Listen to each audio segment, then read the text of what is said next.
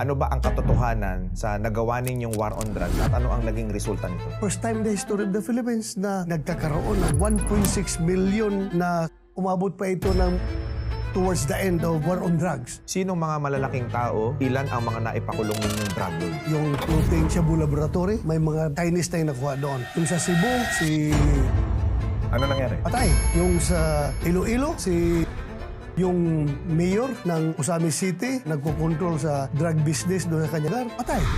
Marami pang nag-surrender doon sa atin. Mga mayor, congressman pa, kiniklear na yung kailang pangalan. Nalulong na rin sa droga. Hindi lang nalulong, kundi sila ang may hawak. Kung hindi sila may hawak sa negosyo ng droga, sila ang protector. Paano mape-preempt yan kung ikaw pa rin ang nakaupo ngayon as Chief PNP? Kailangan mo talaga dito yung kamay na bakal. Talagang may mamamatay. Wala akong pakialam. Madumihan ng dugo ng masamang tao yung aking kamay para maprotektahan ang buhay ng mga matitino, mababait at mga law-abiding Pilipinos. Itaga mo sa bato. Gagawin at gagawin ko yan.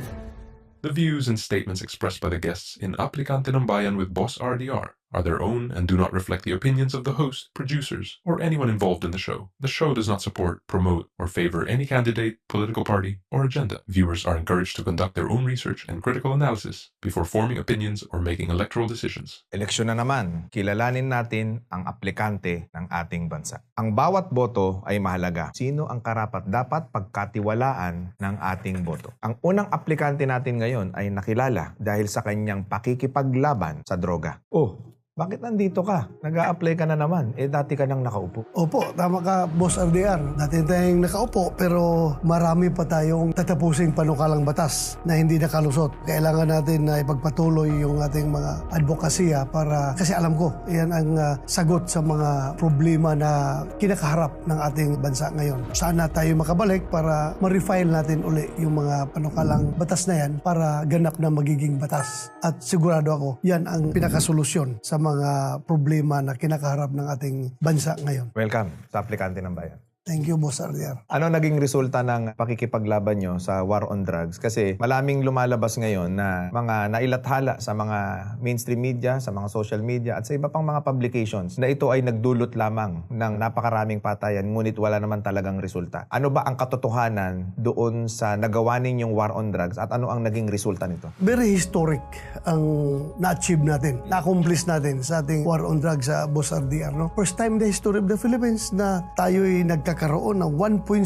million na surrenderers during the first 6 months of our war on drugs. 1.6 million ang 1.6 sumurrender? million buong Pilipinas at ito'y tumaas pa, umabot pa ito ng mga 2 million towards the end of war on drugs. 300,000 ang nahuli sa buong Pilipinas sa buhayan. Hindi yan pinatay. Nakakulong sa ating mga kulungan at nagreklamo na nga ang ating mga kapulisan dahil wala na silang enough space sa kanilang kulungan dahil sa dami lang huli. Meron tayong data na nagsasabi na 50% of the crime volume was reduced by 50% during the first 6 months. 50%? 50% sinasabi ng taong bayan wherever I went during that time. Lahat ng tao nagpapasalamat sa atin. Sir, maraming salamat po sa inyong war on drugs. O plantukhang. Noon po, takot kaming lumabas sa aming pamamahay dahil nagkalat ang adik, nagkalat ang mga pusers, nagkalat ang kriminal dyan sa kalsada. Ngayon po, baligtad ang nangyayari. Kami na ang libreng lumabas sa aming pamamahay at ang nagtatago ngayon yung mga drug personalities, yung mga user at mga puser. Kaya ngayon, tanungin natin ang taong bayan. Mas safe ba nung panahon na Chief PNP pa si Senator Bato de la Rosa kumpara sa panahon natin ngayon? Sila ang magkapagsabi. Kasi nag-a-apply ka ngayon eh. Yes, hindi po sa paninirang po as I go around the Philippines. Wala pang nagsasabi sa akin na isang barangay kapitan o mayor. Kahit isa. Kahit isa. Wala pang nagsasabi sa akin na, Sir,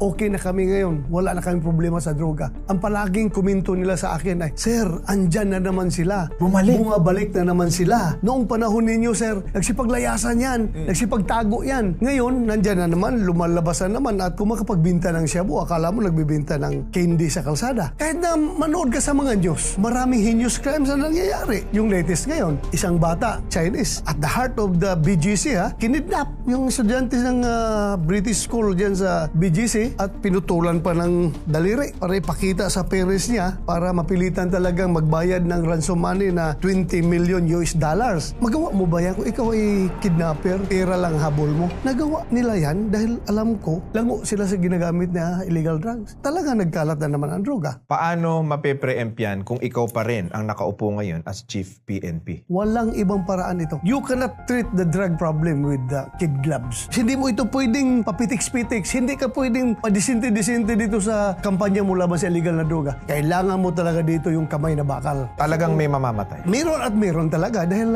kung hindi mo ito seryosoin, hindi mo gamitan ng kamay na bakal, tatawanan ka lang nito mga sindikato na ito. Which is nangyayari ngayon. Yung mga drug lord na yan, tumatawa ngayon dahil ganda ng takbo ng kanilang negosyo. Itong mga organized Gumanda crime na group, takbo ulit na negosyo nila. makikita mo naman kung gaano kadami nang nagkakalat na droga. Itong mga organized crime groups na nangingidnap, wala ito dati. Pero ngayon, bakit andyan na naman sila? Very ruthless. At alam mo, napakasaklap ngayon. Makikita mo sa social media, yung mga gumagamit ng shabu, ay binablog pa nila, ginagawang content sa kanilang vlog yung Lumakas na loob paggagamit. Ang lakas ng loob. Akala nila, this is the new normal, yung paggamit ng shabu. New normal Parang lang new paggamit normal. ng shabu. Yun ang pakiramdam nila kasi napakayabang nila mag-post sa Facebook. Very dangerous nito. Yung kabataan. Na wala tayong control sa kanilang pag-i-scan sa social media. Kapag nakita nila itong gumagamit ng shabu, sabi ng mga bata, oh, okay lang pala gumamit ng shabu. Sikat pala tayo. Kikita ka pa. Dahil nga, may content yan, maraming views, mas may kita ka. Yan ang nakakatakot ngayon. Ano na mangyari sa kabataan kung gagamit ng shabu? Kawawa ang Pilipinas kapag hindi natin ito na-address itong problema na ito. Pero sinasabi ng inyong mga kritiko na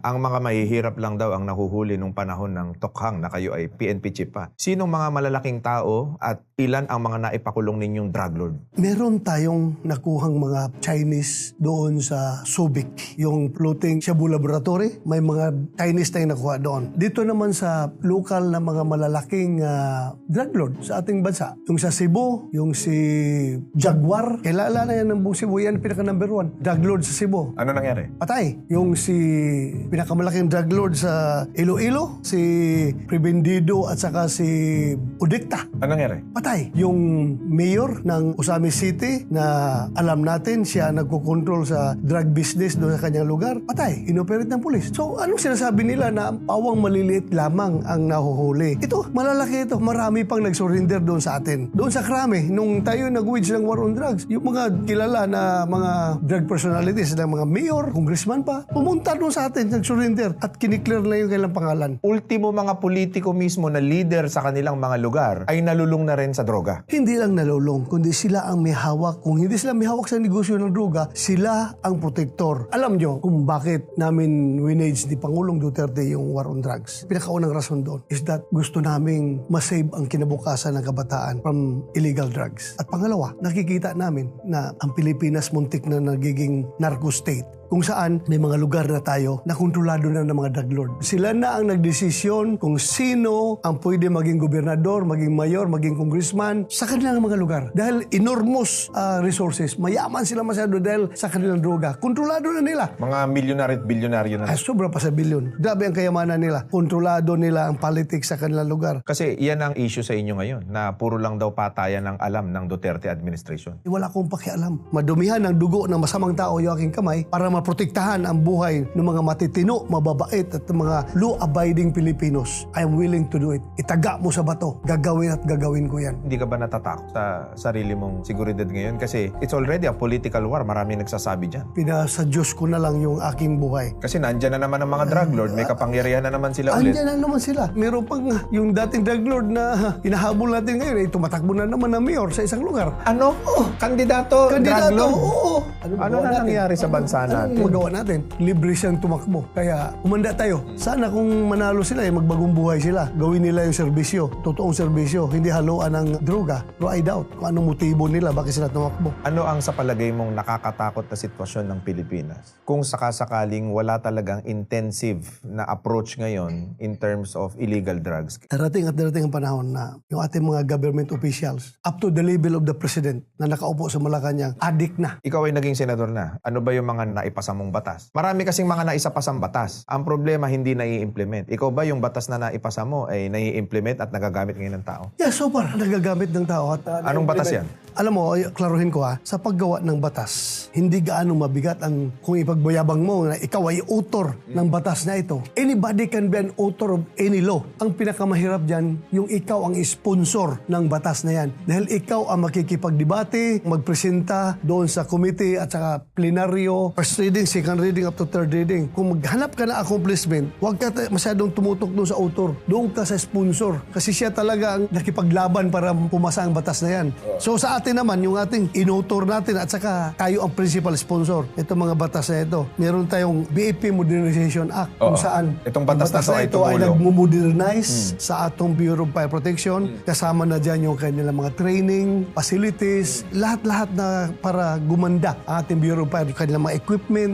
Napakaganda po nito dahil kung mapapansin mo, yung ating mga Bumbero. fire truck, mabilis, bago at high-tech na. Yan po ang magandang dinulot nito. Sagutin ninyo sa comment at kung kayo ay naniniwala dito, automatic itong batas na naipasa mo, nakatulong sa tao. I really believe na malaking tulong ito. Saka makita mo yung ating mga fireman, very professional sila. They know what they are doing. Dahil sa kanilang training, sa kanilang exposure, hindi lang dito sa local, kundi pati sa abroad, yung kanilang mga training. Kaya makita mo, high-tech na rin yung ating mga, hindi lang sa gamit, kundi pati sa pag-iisip, yung ating mga Ikaw ang nag-sponsor niyan. BFP. Kasama yan sa ating sponsor ng Modernization Act ng Bureau of Fire. Bukod doon, dahil ikaw ay nag-a-apply, ano pa? Private Security Services Industry Act. Ang nakikinabang dito yung mga security guards natin at saka security agencies. Pinoprofessionalize natin in terms of training, from basic to advanced, professionalize na talaga. At yung kanilang sweldo ay standardized na. Bukod doon, At hindi lang naman itong ang trabaho ng isang senador, hindi lang sa legislation or yung paggawa ng batas. Mayroon pang isang very crucial na trabaho ang Senado, which is? yung mga Senate investigations. Dahil part of our oversight function bilang senador ay bantayan yung mga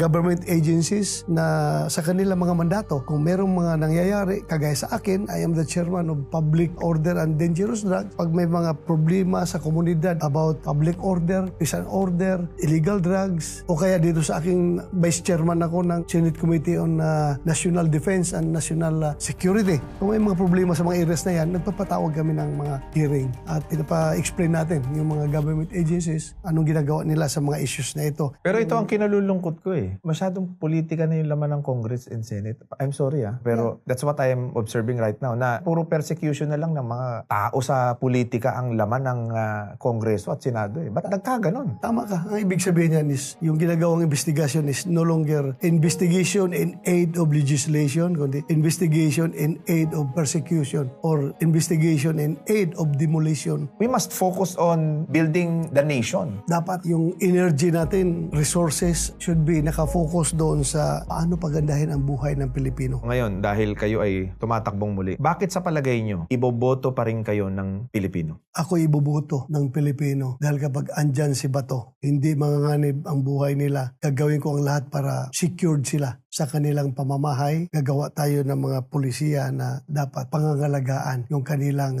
safety and security ng bawat mamamayang Pilipino. Pero ito, dati ka sundalo, naging PNP chief. Ilang beses ka munti kang mamatay sa serbisyo? Maraming beses na. Ang hindi ko talaga makalimutan, yung tinamaan ako sa ulo. Habang nag-enkwentro kami sa mga NPA doon sa bundok ng Panggubaan, Lupon, Davao Oriental. Paano ka nakaligtas? Ako rin mismo, hindi ko makapaniwala. Pero after yung encounter namin, sabi sa akin ng isang sundalo ko na tad-tad, pulahan. Alam mo yung mga anting-anting? Sabi niya, sir, habang bumabakbak kasi sa kalaban, diyan ako sa likod mo. Binubuhos ko sa iyo yung aking power, yung lana. Alam mo yung lana? Yung oil. Sabi niya, tingnan mo sir, yung likod mo, yung uniforme mo. Tinanggal ko yung uniforme. Pagtingin ko nga, basang-basa ng oil. Ibig sabihin, in-extend niya yung power niya sa akin. Kaya nung ako'y tinamaan, saan ang tama mo? dito sa ulo. Dito Saan sa banda? ulo dito.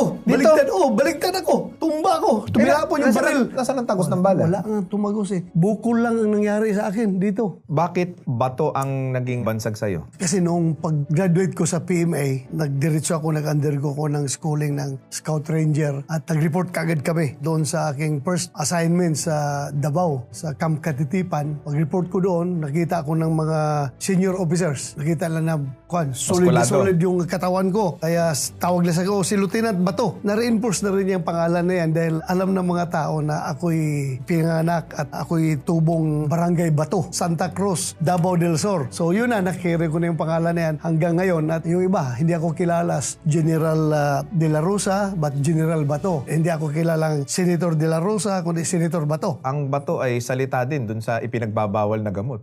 Tama ka, tama ka. Nakabit na rin sa'yo na ikaw ang senator na lalaban sa batong pinagbabawal. Bato, laban sa bato. It takes bato to stop the bato. Maraming salamat and ngayon nag-a-apply kang muli bilang senador. Bakit sa palagay mo dapat kang iboto at dapat kang muling iupo sa Senado? Ako'y nag-a-apply muli. Sana makabalik. At dapat talaga iboto ako dahil meron pa ako mga panukalang batas na dapat gawin na magiging batas. Ito yung mga pinapile ko na mga controversial na batas na hindi nakakalusot. Pero alam ko ito ang solusyon sa problemang kinakaharap natin ngayon sa ating lipunan. Unang-una itong batas ng walang kamatayang pagbabalik ng death penalty para sa high-level drug traffickers. Yan gusto natin ibalik dahil alam kong ito'y solusyon sa problema natin sa droga ngayon sa ating bansa. Ito kasi, based on my personal experience, nung ako ay Director General sa Bureau of Corrections, kinausap ko talaga yung mga convicted Chinese drug lords sa loob ng Bilibid. Ang sabi nila, kaya daw sila insisting na mag-traffic ng droga sa Pilipinas at hindi doon sa mga bansa na may malaking market for drugs. Ayaw nila daw doon dahil mayroong death penalty doon. At kung doon sila bahuli, bitay sila. Samantalang sa Pilipinas wala tayong death penalty, kaya insisting sila dito mag-traffic ng droga at kung sila man ay nahuli, nakulong, nakonbikto, tuloy pa rin yung kanilang papatakbo sa kanilang illegal drugs sa labas ng Bilibid. Tuloy pa rin kasi safe sila sa loob ng Bilibid. Hindi na sila takot na mahuli dahil nakakulong na sila. Hindi na sila takot na makasuhan dahil konbiktado na sila. So tuloy ang negosyo nila. Whereas kung meron tayong death penalty, kung pinagbibitay na natin itong mga Chinese na ito, siguradong wala na magpapatuloy sa kanilang negosyo sa droga. Matatakot na sila. At saka matatakot, magiging deterrent ito sa mga iba pa na gusto mag-traffic ng droga dito. Pwede ba pakisama na rin yung mga korap na politiko? Oo, maganda sana kung isama natin yan. Pero alam kong mahirap nating palusutin yung batas na yan dahil yung mga congressman Maraming mismo, mamamatay. saka mga senador, hindi bubuto dyan dahil baka matatamaan din sila kung yan ang iniisip ng iba eh. So dito muna tayo. Kumbaga, pagdating sa death penalty, break it to them gently. Ito muna ang drug lords muna unahin natin. Then maybe later on, heinous crime, kung okay ng taong bayan o acceptable lang sa kanila, then punta tayo sa mga corrupt na government officials. Isasama natin sa death penalty. At pangalawa, yung isang batas na hindi rin makalusot dahil medyo controversial, yung pagbabalik ng mandatory ROTC sa ating mga college students. Dahil sa kinakaharap natin na threat sa West Philippine Sea, yung mga pambubuli na mga Chino sa ating mga mangingisda, sa ating mga Coast Guard, mga Navy, hindi natin alam kung saan ito hahantong. Dapat meron tayong sizable number of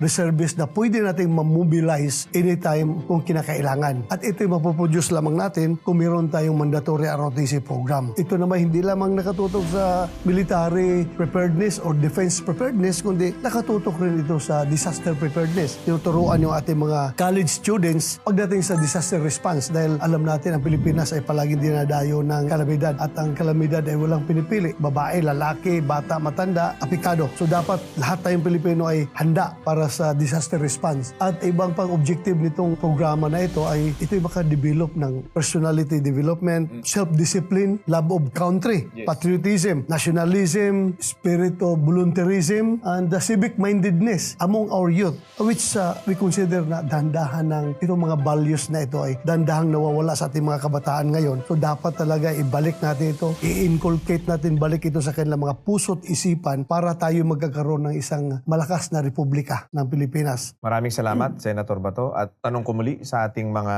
kababayan na nakakapanood at nakapanood ng video na ito. Tatanggapin nyo ba ang aplikasyon ni Senator Bato de la Rosa? Ilagay nyo sa comment section kung ano ang inyong opinyon tungkol sa kanyang aplikasyon na maupong muli bilang isang senador. Mga kababayan, muli natin abangan ang aplikante ng bayan with Boss Ardia.